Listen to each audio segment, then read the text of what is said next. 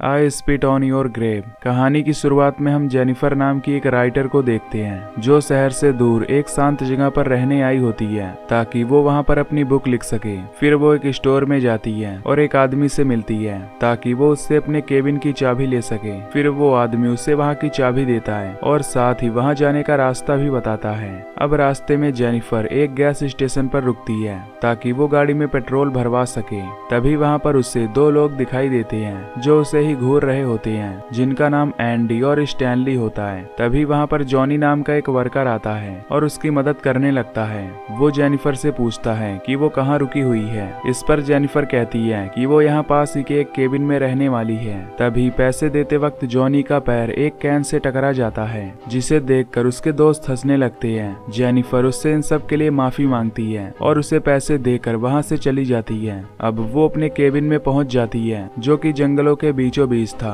और काफी शांत था। अब जेनिफर अपनी बुक लिखने लगती है। तभी रात में जब वो अपनी दोस्त से बात कर रही होती है तो अचानक उससे केबिन के पीछे से आवाज आती है। जब वो वहाँ जाती है तो वहाँ पर एक सैक होता है जिसका दरवाजा खुला हुआ था। तभी उसे अंदर कई सारे औजार दिखाई देते हैं और वहाँ पर एक जहरीला पाउडर भी था। फिर वो उस दरवाजे को बंद कर देती है और वापस से केबिन में आ जाती है। तभी गलती से कॉफी उसके कपड़े पर गिर जाती है, जिसके बाद वो उसे धोने के लिए अंदर जाती है और तभी हम देखते हैं कि खिड़की से उसे कोई देख रहा है। अगली सुबह जेनिफर जब जॉगिंग कर रही होती है तो उसे जंगलों के बीच एक घर दिखाई देता है। जब वो उस घर के अंदर जाती है तो वो घर पूरा खाली दिखाई देता है। इसके बाद वो वापस से अपने केबिन में आती है और वॉशरूम में जाती है, पर वहाँ पर पानी नहीं आता। फिर वो उसे ठीक करने के लिए कॉल करती है, जिसके कुछ देर बाद मैथ्यू नाम का लड़का वहाँ पर आता है और उसकी पाइप को ठीक कर देता है। तभी ये देखकर जेनिफर उसके गालों पर किस कर देती है और उसे थैंक्स बोलती है,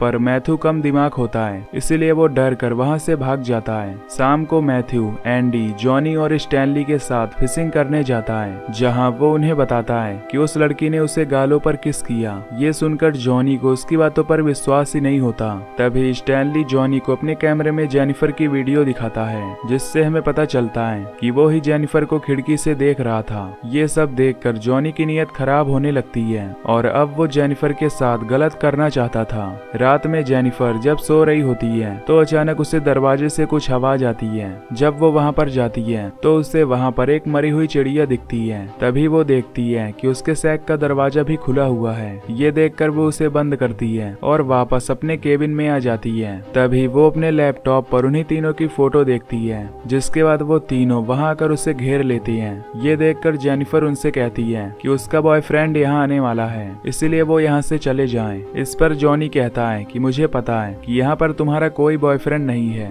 और तुमने मैथ्यू के गाल पर किस भी किया था।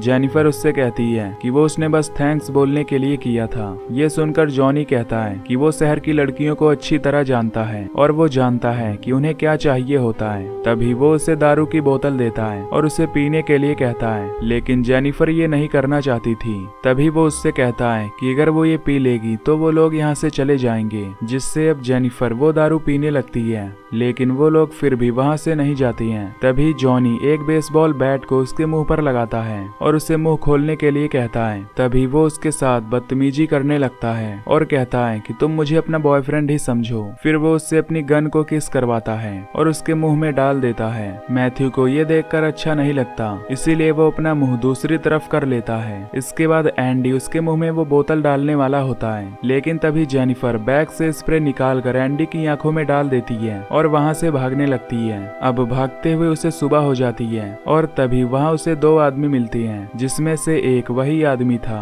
जिसने उसे चाबी दी थी। वो उन्हें सारी बातें बताती है, जिस पर वो आदमी कहता है कि तुम चिंता मत करो। इसके बाद वो उसे लेकर वापस से उसी केबिन में जाता है, लेकिन अब वहाँ पर उसे कोई भी नहीं मिलता। ये देखकर वो जेनिफर से कहता है कि शायद तुम्हें कोई हेलुसिनेशन हुआ होगा। फिर जब वो उसकी तलाशी लेता है तो वो उसके शरीर को छूने लगता है। तभी वहाँ पर वो तीनों लड़के फिर से आ जाती हैं, जिससे जेनिफर को पता चलता है कि वो शेरिफ भी उनसे मिला हुआ है। तभी वो शेरिफ उससे कहता है कि अब तुम्हारे साथ बहुत बुरा होने वाला है। तभी जॉनी जेनिफर को पकड़ लेता है और मैथ्यू को अपने कपड़े उतारने के लिए कहता है। वो उसे मर्द बनने के लिए कहता है। ये सुनकर मैथ्यू भी अपने कपड़े उतारने लगता है। इसके बाद वो जेनिफर के कपड़े फाड़ कर उसे नीचे लेटा देती है और फिर वो मैथ्यू को उसका यूज करने के लिए कहती हैं। फिर मैथ्यू उसके ऊपर आकर उसका शोषण करने लगता है, जिससे जेनिफर को बहुत दर्द होता है। तभी शेरिफ को उसकी बेटी एंजल का कॉल आता है, जो उसे आज जल्दी घर आने के लिए कहती है, क्योंकि वो उसे एक सरप्राइज देने वाली थी।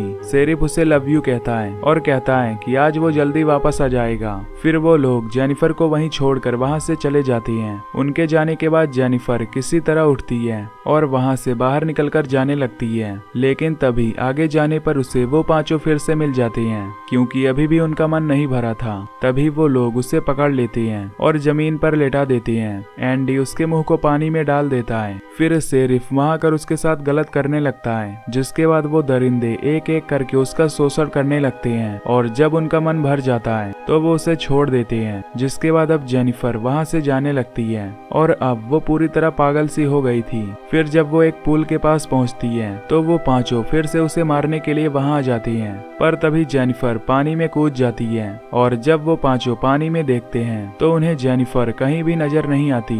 वो घंटों तक उसकी बॉडी का ऊपर आने का इंतजार करती हैं, लेकिन जेनिफर की बॉडी ऊपर नहीं आती। शेरिफ ये देखकर उन सभी से कहता है कि तुम्हें जेनिफर पर नजर रखनी होगी, अगर वो यहाँ से भाग गई तो वो सब मुसीबत में पड़ सकती हैं। फिर वो जेनिफर के सभी सामानों को जला देती हैं ताकि कोई सबूत न रहे कि वो यहाँ पर आई थी। रात को शेरिफ अपने घर आता है और अंदर जाकर अपनी बेटी से मिलता है, जहाँ उसकी बेटी उसे सरप्राइज देती है कि वो यूएनएस प्रोग्राम के लिए सेलेक्ट हो गई है। फिर अगले दिन शेरिफ अर्ल के पास जाता है और उसे उसकी चाबी लौटा देता है। अर्ल उससे पूछता है कि क्या वो लड़की यहाँ से चली गई है। इस पर वो कहता है हाँ। अब ये सभी हर दिन जेनिफर को ढूंढने लगते हैं, लेकिन उन्हें वो कहीं नहीं मिलती। अब यहाँ मैथ्यू ने जो उस पर अत्याचार किया था उससे उसे काफी गिल्टी फील हो रहा था। तभी एक दिन अर्ल शेरिफ को कॉल करता है और कहता है कि उसे जेनिफर की बहन का कॉल आया था, जो कह रही थी कि जेनिफर अभी तक वापस क्यों नहीं आई, तो क्या तुमने उसके साथ कुछ गलत तो नहीं किया। इस पर शेरिफ कहता है नहीं। अगली सुबह स्टैनली भागते हुए एंडी और जॉनी के पास आता है और उन्हें बताता है कि उसका कैमरा चोरी हो गया है और उस कैमरे में जेनिफर की वीडियो टेप्स थी। ये सुनकर जॉनी स्टैनली को पीटने लगता है और कहता है कि तुम्हें वो रिकॉर्ड करने की क्या जरूरत थी। रात को जॉनी जब अपने घर में होता है तो उसे अपने दरवाजे पर कुछ आवाज आती है। जब वो वहां जाता है तो उसके दरवाजे पर एक मरी हुई चिड़िया होती है। ये देखकर वो सोचता है कि स्टैनली और एंडी उसके साथ प्रैंक कर रहे हैं। तभी उसे फिर से वही आवाज आती है और वहां जाने पर उसे जेनिफर की एक फुट बियर मिलती है, जिसे देखकर वो काफी घबरा जाता है। तभी उसे झाड़ियों में से कुछ आवाज आती है। जब वो वहां जाता है तो उससे मैथ्यू के रबर बैंड्स मिलते हैं, जिससे उसे लगता है कि मैथ्यू ही ये सब कर रहा है। अगले दिन शेरिफ जब अपने घर आता है तो उसकी वाइफ गिफ्ट देकर उससे कहती है कि किसी ने तुम्हारे लिए भेजा है, जिसके अंदर एक कैसेट है और वो दोनों उसे साथ में देखेंगे। अब शेरिफ जब उस कैसेट को देखता है तो समझ जाता है कि उसमें जेनिफर की वीडियो है। ये देखकर वो काफी डर जाता है और उन लड़कों के पास जाता है। वो स्टैनली को पीटता है और कहता है कि तुम्हें वो वीडियो रिकॉर्ड करने की क्या जरूरत थी। तभी जॉनी कहता है कि कल रात में उससे भी कोई परेशान कर रहा था और ये सब मैथ्यू ही कर रहा है, क्योंकि उसे जेनिफर की मौत से गिल्टी फील हो रहा है, इसीलिए वो हमें डराना चाहता है। फिर शेरिफ उन्हें मैथ्यू को ढूंढकर लाने के लिए कहता है। फिर दोपहर में शेरिफ अर्ल के पास जाता है और उसे शूट करके मार देता है, क्योंकि उसे भी उन पर शक हो गया था। इधर मैथ्यू जेनिफर के घर जाता है और याद करने लगता है कि उसने कैसे जेनिफर के साथ किया था। तभी उसे जेनिफर की आवाज आती है, जिससे वो ऊपर जाता है, पर तभी वो सीढ़ियों से नीचे गिर जाता है, जिससे वो बेहोश हो जाता है। फिर जब उसकी आंख खुलती है तो वो खुद को एक अबैंडन घर में पाता है और उसके सामने जेनिफर एक सोफे पर बैठी हुई थी। फिर वो उसे अपने पास बुलाती है और कहती है कि मुझे पता है कि तुम गिल्टी फील कर रहे हो। मैथ्यू उससे माफी मांगता है और कहता है कि मैंने जानबूझकर तुम्हारे साथ नहीं किया था। तभी जेनिफर उसके गले में एक रस्सी डालती है और कसने लगती है, जिससे मैथ्यू वहीं पर बेहोश हो जाता है। यानी कि जेनिफर अब पूरी तरह रिकवर हो गई थी और अब वो इनसे बदला ले रही है। फिर शाम को एंडी और स्टैनली मैथ्यू को ढूंढ रहे होती हैं। फिर एंडी उस अबैंडन घर में जाता है, जहाँ पर उसे एक गद्दा दिखता है। इधर स्टैनली के सामने जेनिफर आ जाती है और जब वो उसे मारने के लिए आगे बढ़ता है तो उसका पैर एक ट्रैप में फंस जाता है, जिससे वो चिल्लाकर एंडी को बुलाने लगता है। जब एंडी वहाँ पर आता है तो स्टैनली कहता है कि जेनिफर अभी जिंदा है। तभी जेनिफर पीछे से आकर एक बेसबॉल बैट से उस पर अटैक करती है। फिर वो स्टैनली के भी सर पर मारती है, जिससे वो बेहोश हो जाता है। अब एंडी की जब आंख खुलती है तो उसे एक लकड़ी के सहारे बाथ टब पर लिटाया होता है। तभी जेनिफर वाटर ऑन करके उस बाथ टब को भरने लगती है। इधर स्टैनली को उसने पेड़ से बांध रखा होता है। तभी वो उसका भी वीडियो बनाने लगती है और उसे चूहा खिलाने लगती है। फिर वो उसकी आईब्रो एकदम ऊपर कर देती है जिससे वो अपनी आंखें न झपका पाए। फिर वो एंडी के पास जाती है जहाँ एंडी उससे माफी मांगता है। जेनिफर उससे कहती है कि वो भी उसके सामने ऐसे ही गिड़गिड़ाई थी, लेकिन उन्होंने उसकी एक नहीं सुनी और उसका जमकर फायदा उठाया। वो उसका मुंह पानी में डुबोकर कहती है कि वो उसे बहुत बुरी मौत देने वाली है। फिर वो एक मछली का पेट फाड़ती है और उसका मांस निकालकर स्टैनली की आंखों में घुसा देती है। इसके बाद वो एंडी के पास जाकर उसके पानी में जहर मिला देती है और फिर उसमें से एक लकड़ी निकाल देती है जिससे एंडी उस पानी में चला जाता है और उसका मुंह जल जाता है। इधर कुछ पंछी आकर स्टैनली की आंख में लगा मांस खाने लगते हैं और तभी वो उसकी आंखें भी निकाल लेते हैं जिससे उसकी बुरी तरह मौत हो जाती है। इसके बाद जेनिफर उसी गैस स्टेशन पर जाती है और जॉनी को किडनैप कर लेती है। इसके बाद वो उसे बांधकर उसे प्रताड़ित करने लगती है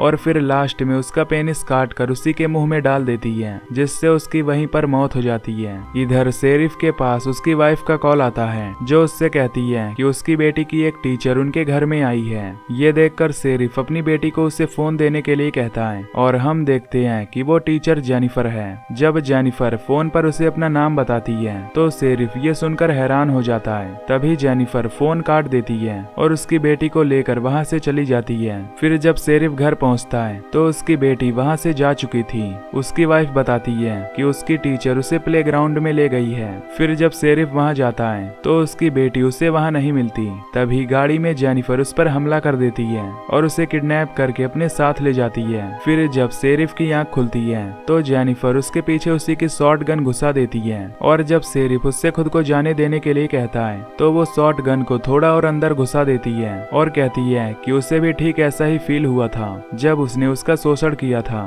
तभी शेरिफ उससे अपनी बेटी के बारे में पूछता है तो वो उससे कहती है कि अगर तुम्हारी बेटी के साथ कोई ऐसा करे तो। इस पर वो कहता है कि मैं उसे जान से मार डालूंगा। जेनिफर कहती है कि वो भी ठीक ऐसा ही करने वाली है। फिर वो शॉर्ट गन की ट्रिगर में एक रस्सी डालती है और उस रस्सी का दूसरा सिरा वो बेहोश पड़े मैथ्यू के हाथ में बांध देती है ताकि जब उसे होश आए तो वो ट्रिगर दब जाए। जिसके बाद वो बाहर जाकर बैठ जाती है। इधर जब मैथ्यू को होश आता है तो वो शेरिफ को देखकर हैरान हो जाता है। शेरिफ उसे हिलने से मना करता है पर तभी मैथ्यू अपना हाथ हिला देता है जिससे ट्रैप एक्टिवेट हो जाता है और दोनों की वहीं पर मौत हो जाती है। और इसी के साथ ये मूवी यहीं पर खत्म हो जाती है। तो दोस्तों अगर आपको ये मूवी की एक्सप्लेनेशन पसंद आई हो तो वीडियो को लाइक और चैनल को सब्सक्राइब कर देना। बाकी मैं मिलूंगा आपसे अगली वीडियो में। Till then take care, love you, bye bye.